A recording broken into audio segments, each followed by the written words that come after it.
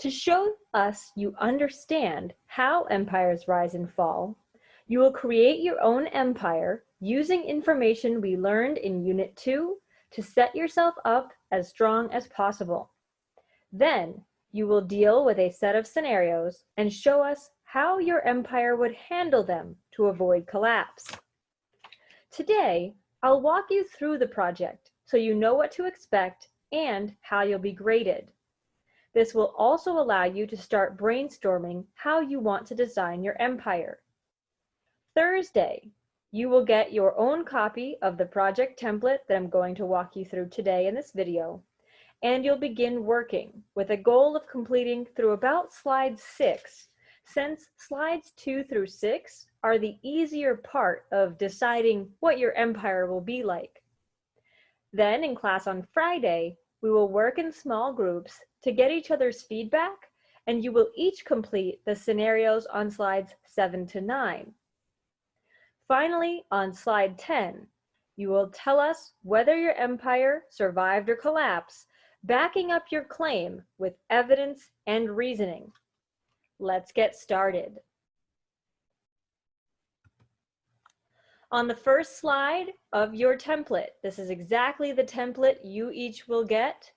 You will change where it says your empire's name here of your empire. Be as creative as possible. You'll also make sure to change this part here to your first and last name. This is the cover page to your empire project. If we look at the template here, zoomed out, back in the editing view, you see that cover page here where you will put your empire's name and then type your first and last name so we know whose empire it is. And then page 2 asks you to describe your empire to the world using text and pictures. Each one of these boxes is a text box, and anywhere that you see your text here, you will just highlight it, delete, and type your answers. So this slide asks you to do the following. What is it like to visit your empire? Tell us about the geography, weather, climate, etc. Imagine somebody was looking on Google, planning a vacation at your empire. What types of things would they find? What do people do for work? How do they dress? What foods do they eat? Describe your culture. Moving on to the middle, what are the shared values of your people? Is your empire a tolerant place for everyone, or are some groups of people not tolerated? Be sure to explain why. When you think about your shared values, think about things like religious beliefs, political beliefs, ideas about what is normal and socially acceptable behavior, what is most important to the people in your society. The last box on this slide asks you to think about what your empire is famous for.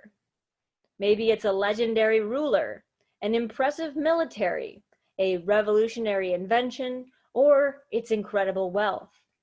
Once you've completed that slide, you will move on to this next section of building your empire.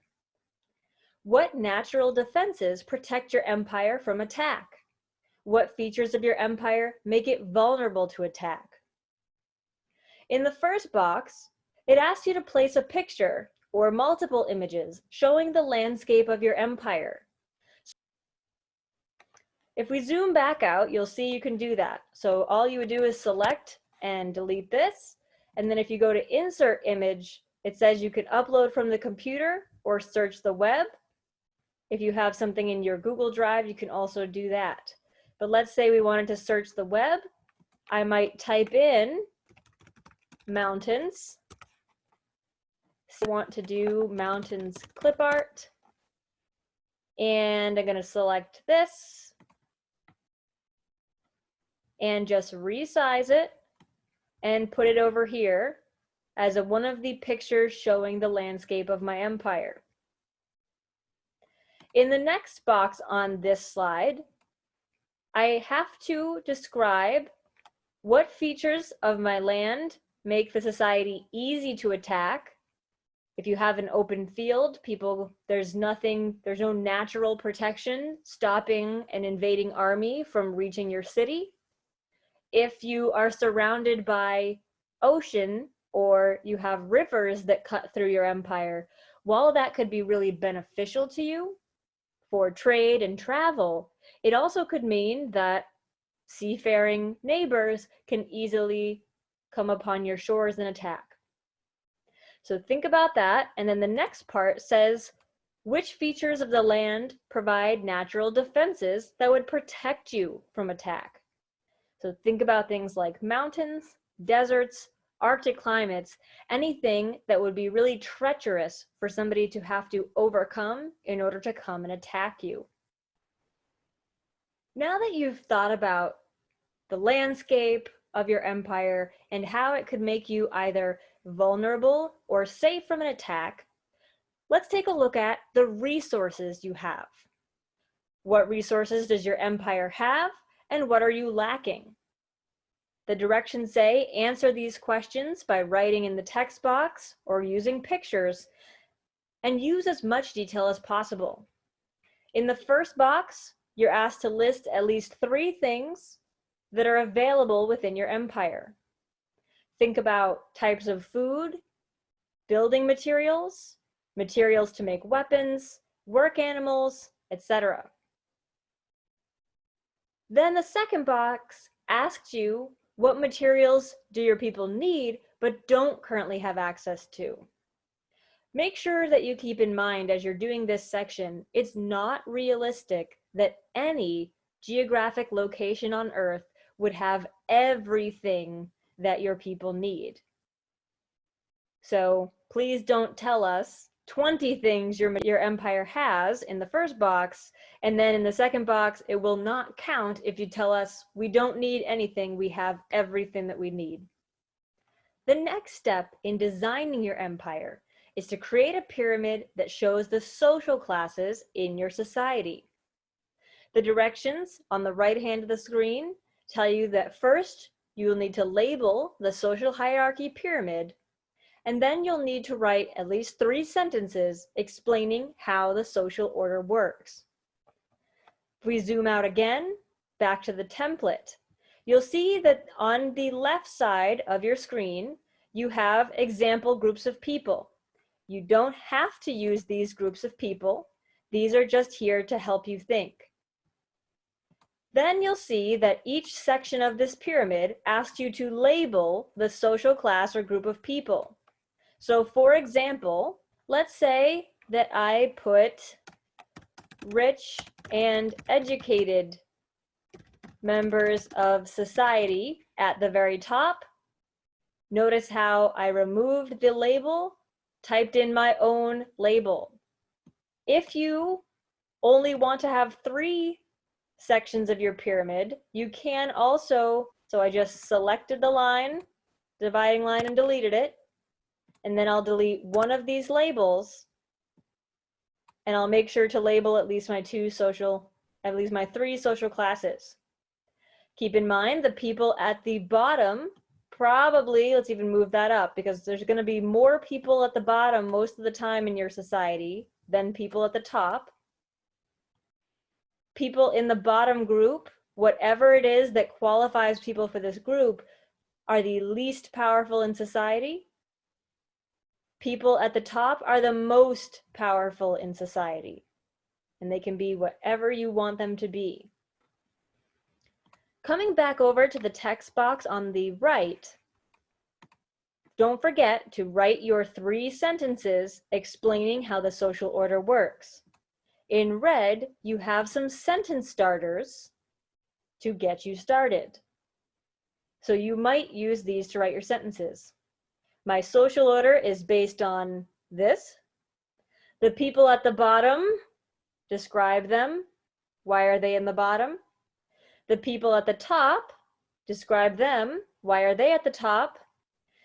And a person can move up in social status if they do these things. Of course, if in your society people cannot improve their social status, you can remove that sentence and complete the other 3 to have your 3-sentence minimum. Next, you will describe how your empire's government functions. What makes your leadership effective? Remember, at any point, you can go back into the lesson materials to get notes or information that will help you to make the decisions that will strengthen your empire. In the first box, you're asked to choose a form of government.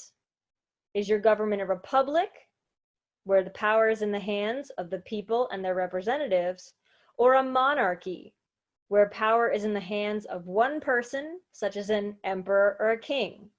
Then, the next thing you're asked to respond to is, how are the leaders selected? So be sure to tell us how your leaders are selected. Tell us if the citizens have a say in who governs them. So for example, if you choose a monarchy, and it's a hereditary monarchy, you might end up with some ineffective rulers, and you're going to want to tell us how that could impact your empire's power. In the second text box on the page, it says, what are the titles of those in power? So what do you call your government leader? And then, very important, describe the leadership of the people in power using as much detail as possible. Are they effective? If so, what qualities make them effective? You've been building up your army, and now your empire is ready to expand. Using the map, where will you conquer first, and how will you do it? First, you are asked to identify the location you will invade and conquer by dragging and dropping this red location marker onto the map and choosing location 1 to 7. If you look at the map, you notice your empire is labeled right here. It is the Green Empire. Then, moving outwards from your empire, the blue one's number 1, purple is number 2, orange 3, pink 4, blue, light blue 5, yellow 6, and red is 7. So you will move this location marker to the place you plan to invade. Let's say we chose number 7, so we would drag and drop to number 7. If you need to view the map larger, click where it says, click here to view the larger map, and follow the hyperlink to view this map, and use the zoom in and out buttons to really get a clear view of the different options that you have. And you can see on each one of these territories, there are a number of resources. So you want to make sure that where you're invading aligns with the things that you need. If you've told us that you, for example, need metal to make weapons, it doesn't make any sense for you to choose to invade location number 2. So that might lose you some points because it doesn't seem like a logical choice to invade. Once you've chosen, it says, next, explain why you chose that location. What do they have that you want? Please remember, if you want to get the full points, you need to always be specific and use detail. Finally, describe your plan for invading and conquering this territory. What will you need in order to be successful? Whatever you say here is definitely going to depend on the location that you choose. If you choose a location that borders your empire, it might be easier since you won't have to travel as far. Other locations might have more desirable resources, but you might have to be more strategic in how you get your army there, and then how many troops you bring, and what weapons you bring in order to successfully attack and conquer the people there. I ask you to deal with problems that an emperor would typically have to deal with. If you make good decisions and you handle the crisis, your empire may survive. If you make poor decisions or respond poorly or fail to take action, your empire will likely collapse. Here's the first scenario. In the text box, it says, explain exactly what actions you will take to handle the crisis. Remember, be specific, use as much detail as possible. Here are some sentence starters to help you. Scenario number 2. In the text box below, it says, explain exactly what actions you will take to handle the crisis. Once again, make sure you are specific and as detailed as possible. Here are some sentence starters to help you. Finally, you come to your last slide. This is the end of your project. You've held off the invaders as long as you could, but your military has been weakened by famine and social unrest, and your empire is suffering heavy debts from trying to solve the food crisis. Can you see any way to avoid a collapse? If not, what happens to your land and your people? So in the text box, it says, first of all, tell us whether your empire survives or collapses. If I click on the box, it's a text box. I can type an X for collapsed or an X for survived. Next, based on whether I said collapsed or survived, I will answer either A or B. If you said your empire managed to survive, make us believe it by explaining what actions saved your empire. If you choose A, you'd better have evidence to back up this claim. If everything else in your project suggests your empire should have collapsed, you probably should not be picking that you survived. You better have some good evidence and reasoning here if you choose survived. If your empire collapsed, and it says, tell us what happens to your lands and your people using specific details.